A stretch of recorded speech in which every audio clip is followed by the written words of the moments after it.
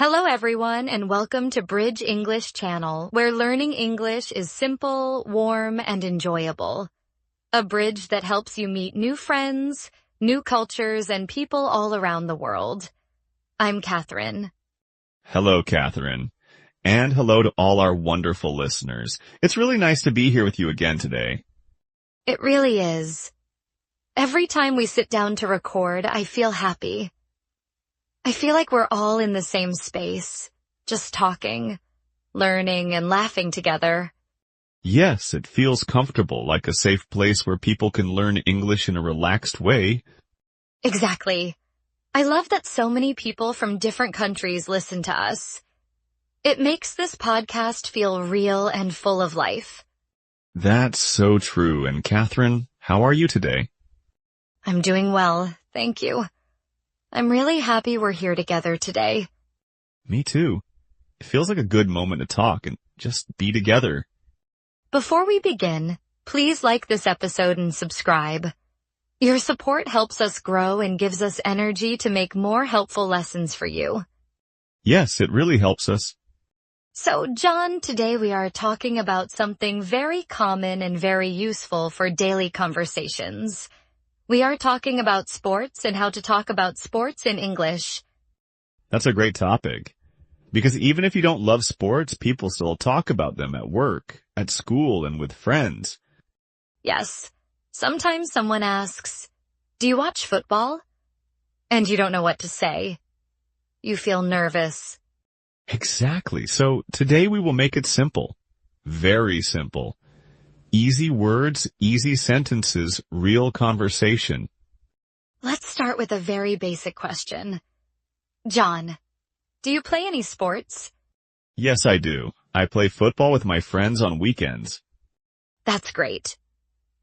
So everyone listening, you can say, I play football, or I play tennis, or I play basketball. We use play with most team sports and ball sports.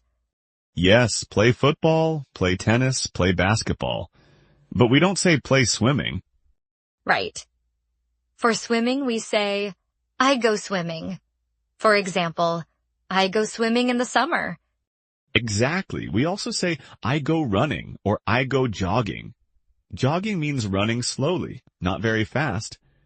I like jogging. I am not very fast. I just run slowly and listen to music. It makes me feel relaxed. That's a very natural sentence. It makes me feel relaxed. You can use that for many things, not only sports. Yes. Now let's imagine a real situation. You are at work on Monday. Someone asks, "Did you watch the game last night?" What can you say? If you watched it, you can say, yes, it was great, or yes, it was very exciting. Exciting means very interesting and full of action. And if you did not watch it, you can say, "No, I missed it." Missed it means you did not see it. Yes, or you can say, no, I didn't have time. That's simple and honest.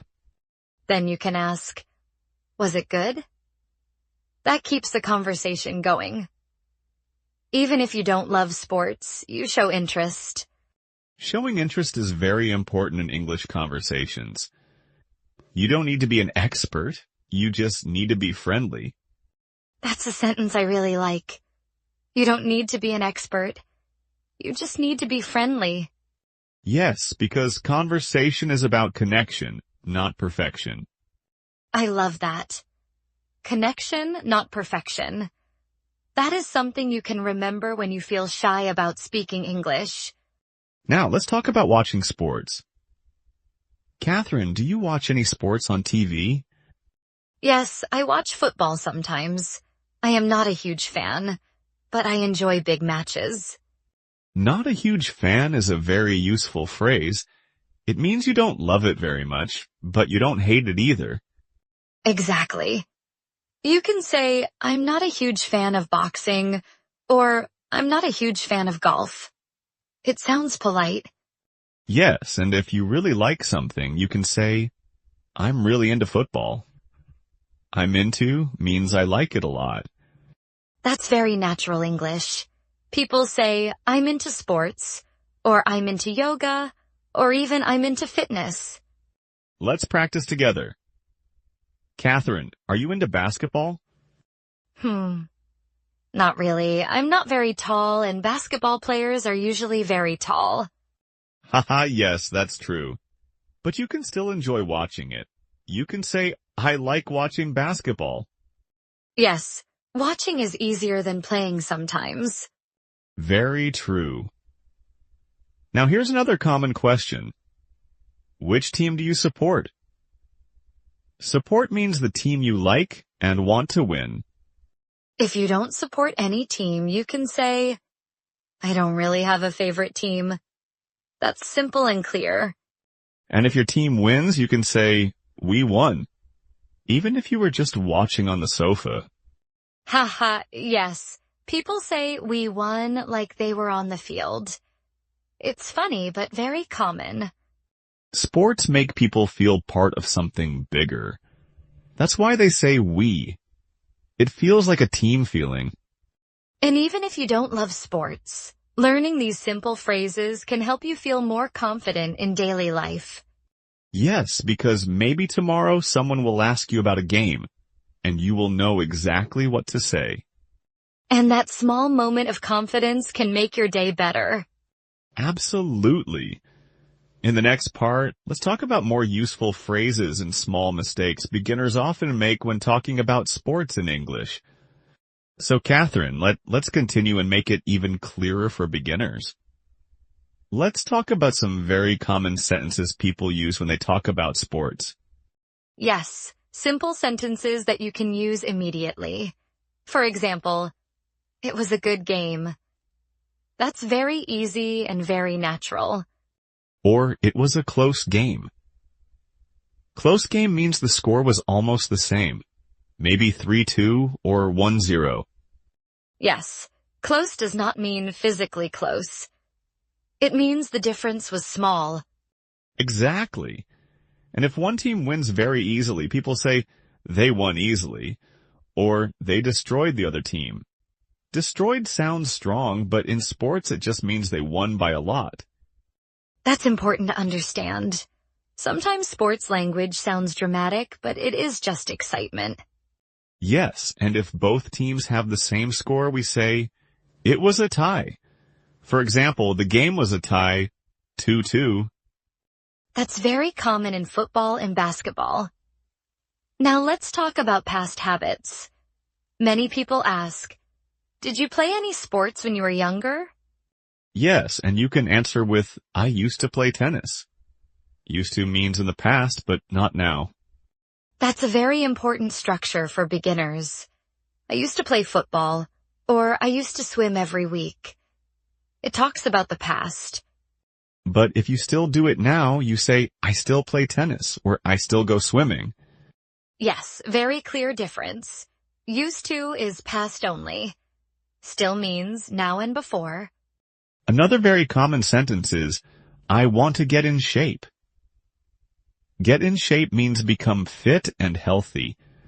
And if you stopped exercising and you want to start again, you can say, I need to get back in shape. That means you were fit before, but not now. So many people say that at the beginning of the year. This year, I will go to the gym. Haha, yes. And sometimes by February, they stop going. That's normal. The important thing is to try again. Sports are not about being perfect. Yes, and remember our sentence from before. Conversation is about connection, not perfection. The same is true for exercise. Now, let's imagine another situation. You're talking with a colleague and they say, I go to the gym 3 times a week. What can you say? You can say, wow, good for you. That means I think that is great. I respect your effort. Yes, but say it in a friendly tone, not in a sarcastic tone. Tone is very important in English. Very important. The words are simple, but how you say them changes the meaning. That's true in sports conversations too. For example, if someone says, my team is the best, you don't have to argue. Yes, you can just smile and say, you really support them. That's friendly and safe. Or you can say, that's your favorite team, right? It shows interest without starting a fight.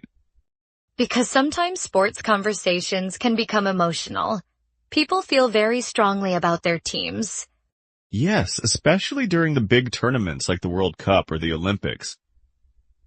People get very excited. Another useful phrase is, I'm not very sporty.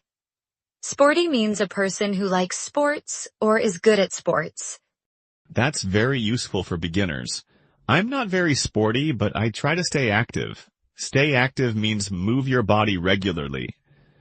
Yes, maybe you walk every day. Maybe you ride your bike. Maybe you do yoga at home. Speaking of yoga, that's another good word. I do yoga. We say do yoga, not play yoga. Yes, good point. We say play football, go swimming, and do yoga. These small differences are important. But don't worry if you make a mistake. People will still understand you. Communication is more important than perfect grammar. That is something I really want our listeners to remember. If you say, I play swimming, people will still understand you. Then you can improve slowly. Exactly. Learning is a process, step by step. Conversation by conversation. Let's talk about feelings. After a game, people often say, I'm so happy we won, or I'm disappointed we lost.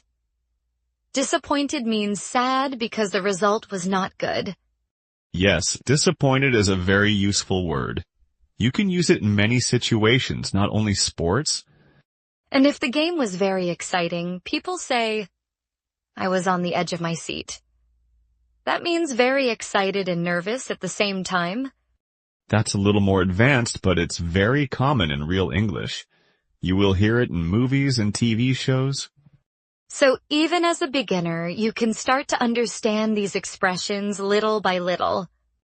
And you don't need to use all of them at once. Just choose one or two that you like and practice them this week.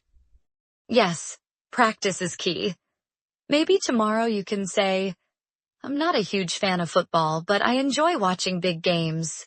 That's already a strong sentence for a beginner. Very strong, and it sounds natural and confident. In the last part, let's talk about how to politely disagree about sports without creating tension, and then we'll ask our question for you.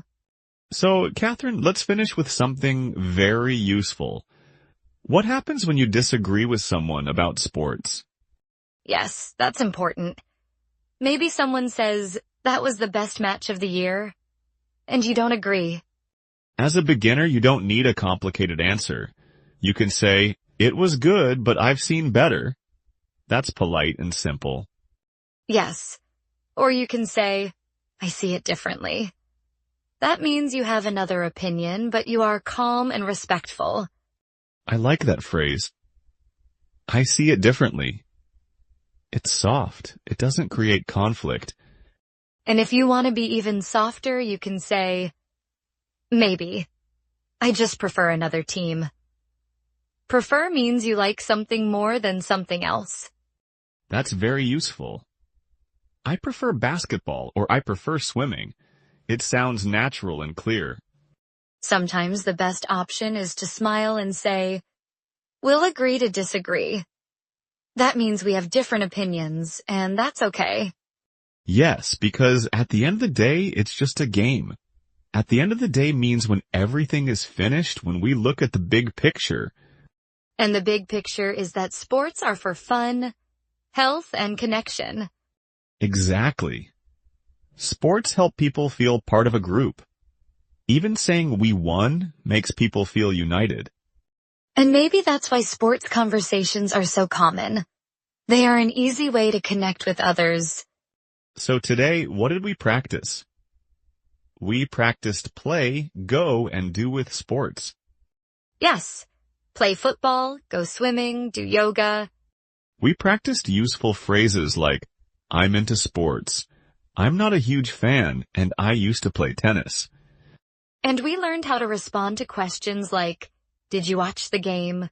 With simple answers like, yes, it was exciting, or no, I missed it. You see, the vocabulary is not difficult. The sentences are not long, but they are very useful in real life. And remember something important. You don't need to love sports to talk about sports. You just need a few friendly sentences. That small skill can help you feel more confident at work, at school, or even at a party. And confidence grows when you use English in real situations, not only in a book. So maybe this week, try to use one sentence from today's episode. Just one. That's enough to start. Before we say goodbye, we have a small invitation for you. Yes, just a gentle one. If today's conversation felt helpful or comforting, please leave a comment below.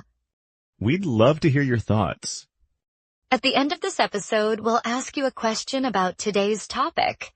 Please answer it in the comments. And tell us what you want the next episode to be about. Here is today's question.